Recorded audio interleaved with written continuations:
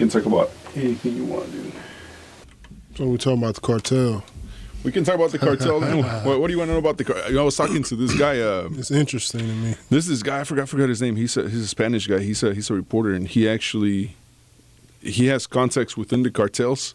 Mm-hmm. So he goes in and he lives with them for, for weeks at a time. Just records and does full-on reports. And I'm like, dude, why?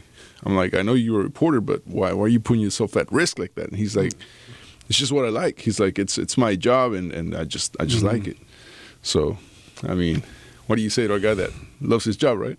Yeah, it's like crazy. It's like me asking Derrick Lewis, well, what do you like getting punched in the face, man? I mean, it's your job to try to avoid it, right? But you're there. Yeah.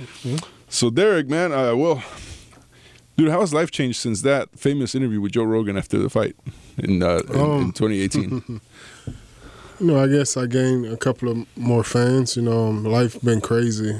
Popeyes gave me a lifetime all-you-can-eat chicken, so I'm happy. Really? With that, On the sandwich or just any chicken you want? Anything in the store, yeah. That's cool. How you like the sandwich? I like the sandwich pretty good. It's a pretty good sandwich. Is it worth getting in a fight for? Depends. Like about right now, I haven't ate all day, so yeah, I'll fight for a sandwich. Those things are pretty good, man. I'm not gonna lie. I had one the other day, and they're pretty amazing. They're pretty damn good. So Derrick, I mean, you got a big fight coming up on February 8th, 2020. You already got stuff on your calendar for the next year. Do you consider yourself more from Houston or from New Orleans? Because I know you were born in New Orleans, but you've been in Houston for a long time. Yeah, I consider myself a Houstonian.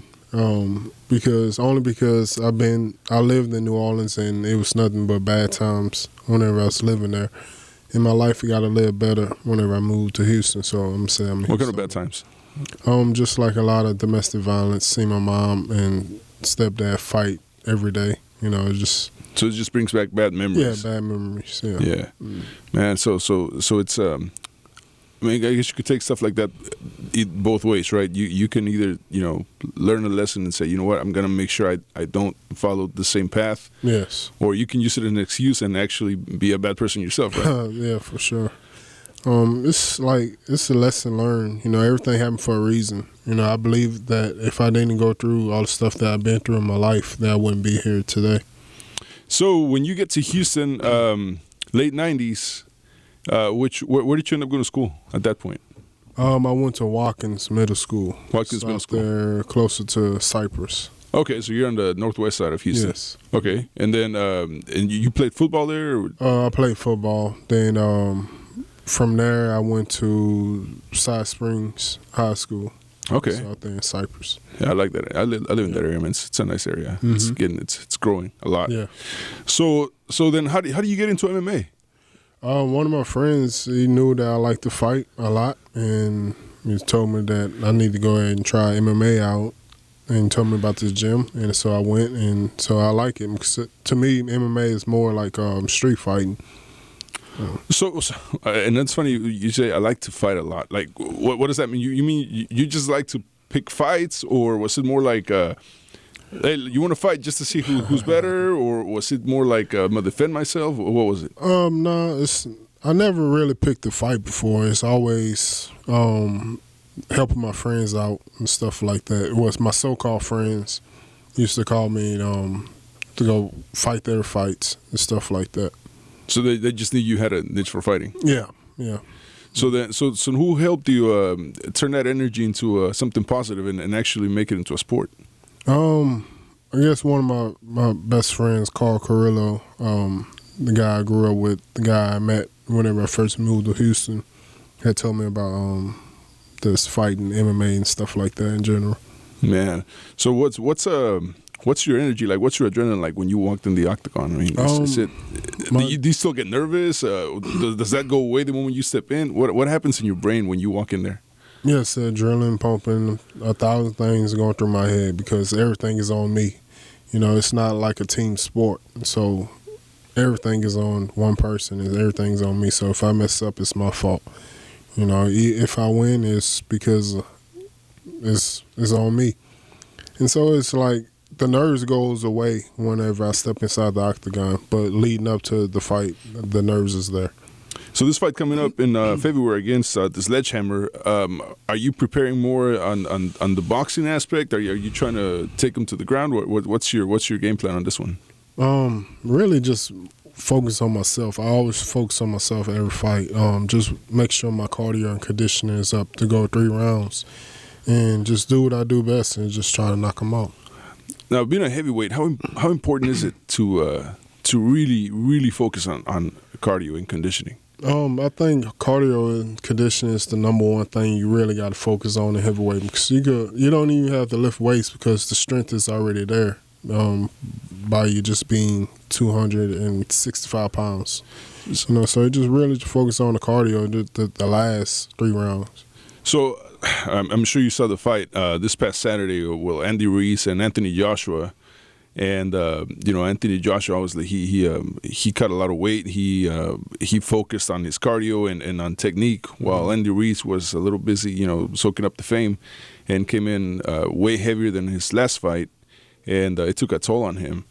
Do you see this happening in the UFC with guys as well, when they actually win big or they make it big finally, and they lose focus on what they're supposed to be doing?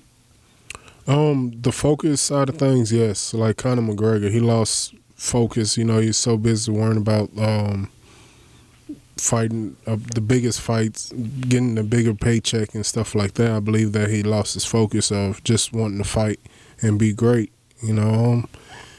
And, some guys got different motivation. My motivation is just take care of my kids, my family and stuff like that, make sure we have a great future. How many kids you got? We have 3. 3? Mm-hmm. Boys, girls? We got 2 boys and 1 girl. A 16-year-old is a girl, and I got 8 and 6-year-old boys. Are they showing any signs of wanting to be in the octagon, or? Not at all. Right now, they straight A students, so thank God for that. I'm pretty sure they got that from me. No, they got it from their mom. So I'm happy that they're not even really worrying about fighting, don't want to fight and stuff like that. Do they watch your fights? Do they go to the fights? They watch my fights. Some of them they watch. Even if the fights I win, they tease me about it. The guy hit me once, kicked my leg. They laugh about it and tease me. Because I rewatch my fights with them. Yeah. And just to see their reaction, and they tease me all the time. No matter if I win or lose, they still tease me. Well, what do you tell them? Like, how do you prepare them for? I guess you have a good tool for preparing kids to know that you don't always win and it's okay, but you gotta still do your best, right? So what do you tell them while you're watching this fight? Like, if it's a fight you lost, throw like a rear naked choke or something. Mm-hmm. What do you tell them? I'm just telling them you can't win it all, no matter how hard you train, something still could happen. Just life is unpredictable. Anything can happen every day. The day might seem the same, like going through the same thing every day, but it's always something strange out of nowhere can still happen. And just roll with the punches, huh? Yeah, gotta roll with the flow. Man, have they gotten in fights in school yet? Not yet. Not yet. So right. I'll be happy whenever they do get in a fight. Make me look at them a little different. Right now, one of them I think got a little sugar in his tank. I feel like kids these days they don't fight it like we used to back when we were in school. You know what I mean? I was talking to a couple of people today, and it's like, yeah, they're like, yeah, man, my kids just don't fight. It's almost like they that's not even part of their DNA anymore. They don't. Yeah, I think it's because they trying to charge them real cases now. I don't think they doing fines anymore. Are they doing fines? They getting a fine for fighting? I'm not even sure. My kids are still really getting arrested now for fighting at school. So I don't blame them. Yeah. I mean, my kids are 6, 4, and 2, so they got a ways to go. But I mean, I told my wife all the time. I said, if they get in a fight and it's not their fault, then I can't get mad at them. They're defending themselves. You can't stop your kids from defending themselves because at some point it's gonna come up. You know what I mean? So let's talk about this fight in February 8th, 2020 at Toyota Center, UFC 247. It's going to list 247 events like this.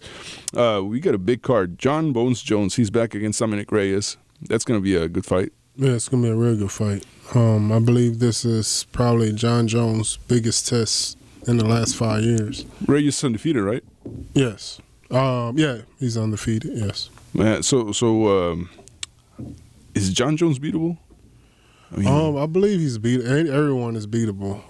I think this guy right here, he has the tools to he has the tools everywhere to put John away. So if anyone can beat him, it's this guy right now. For sure, yes. What do you think about the girls? The girls, you got Valentina Shevchenko and Caitlin Chukagian. They're doing for the title fight. Now, women in MMA, it's becoming a big division now. I don't like watching women fight. Really? Yeah, it's just boring to me. You know, even I though don't care for women fights. Is it because you like take it back to seeing women get hit and you just don't like it, or is it just really boring to you as far as like? It's got a lot. Yeah, seeing women get hit. I don't like seeing women get hit, and also I just don't like them fighting. Period. So if your daughter said I want to fight, you absolutely would say no. No, she can't fight. I let my boys do whatever they want, but my daughter, she can't fight. Wow, yeah, it's hard. I've spoken to like Alexa Grasso's dad, and I'm like, "Are you okay with your daughter getting hit?" And I'm like, "I don't know if I could. I don't know if I could do it. I don't know if I could watch my daughter get hit like that." I don't know if I could watch my sons get hit either, but. What do you think is worse, watching your sons get hit, or you watching your father get hit in the ring? Oh, I probably don't care. Well, if I mean, because you're coming from a winning standpoint. Watching my kids, it'd probably be worse. Like my father and all that, I wouldn't care. Man, yeah, it's a tough situation, Derrick. Well, we also got the Kraken Adams versus Justin Taffa. I mean, it's a loaded card. It's actually a really good card in at the Toyota Center. Obviously, your fight with the Sledgehammer. We're gonna do it for the U.S. again, right? They're always putting you up with the Europeans, man. What's up with that? I guess it's just a lot of European guys in the UFC right now, and do you see I believe a difference? I fought all the Americans just about. Except for Stipe. Other than that, I fought all the American guys. Do you feel like the way they train or the way they get prepared in Europe is different from what they do in the U.S., or is it like an all-around same strategy now? I think the guys that train in Europe are behind from the guys in the U.S. There's a lot of guys in the UFC that from like out of the country, out of the state, and they come here and train at the bigger gyms here. So I believe that the training outside of the UFC is smaller. I gotta ask, who gave you the motto, the Black Beast? I used to train at this gym called Silverback Fight Club out there off Gessner and Clay. And so, the mascot was the Silverback. So I like gorilla. Gorilla my favorite animal. And so that's the reason why I pound on my chest and stuff like that, and pound on the ground after the fight. So you just called yourself the Black Beast? Yeah, guys at the gym call me Black Beast, yeah. Oh, that's cool. You play video games? Yeah. Yeah? What's your game? Right now I'm playing a lot of FIFA. Oh, yeah? It's all day long, really, FIFA. Man, please tell me you don't use Real Madrid. No, I don't use Real Madrid. I'm using USA and Arsenal. No, Liverpool. Okay. Yeah. So you follow soccer? Yeah. Mm-hmm. Really? That's not a lot of people don't follow soccer. I mean, not yeah, especially if you play football, you probably don't play soccer. So so how'd that happen? I guess you could say from kindergarten, just kicking the soccer ball. I've been liking soccer ever since. Oh yeah, so it just came natural to you. Yeah. That's awesome, man. We should play FIFA one of these days. Yeah. Xbox or PlayStation? PlayStation. Mm-hmm. Awesome, dude. Well, Derrick, man, I wish you the best of luck. So you can still get tickets for this fight on the Toyota Center website. And, of course, all the information is on UFC website as well. Now, your Instagram, because, you went from, like, a few thousand to 1 million and something followers now. Yes. So where do you get all this material, man? I just find stuff, whatever I think is funny. I have a crazy personality, so my humor is out of this world, so I find stuff that. Would you say you have the dark sense of humor? You think?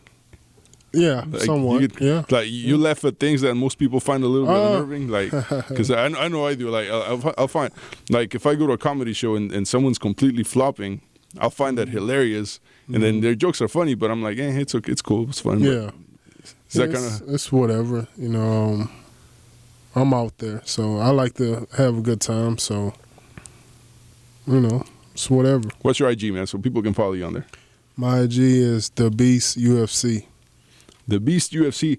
Well, don't forget, check out the fight. It's UFC 247, February 8th, 2020 at the Toyota Center of Houston. And, of course, you can check out The Beast on IG, and you can follow his stuff as well as the UFC website. And anything else you want to say to the fans? I appreciate everyone. Thanks for the support, and hopefully see everyone there. Pack the house, you know. I want to hear a lot of Houston, Texas cheers, you know. Get behind your boy. Say it in Spanish now. Por favor. Mucho gracias.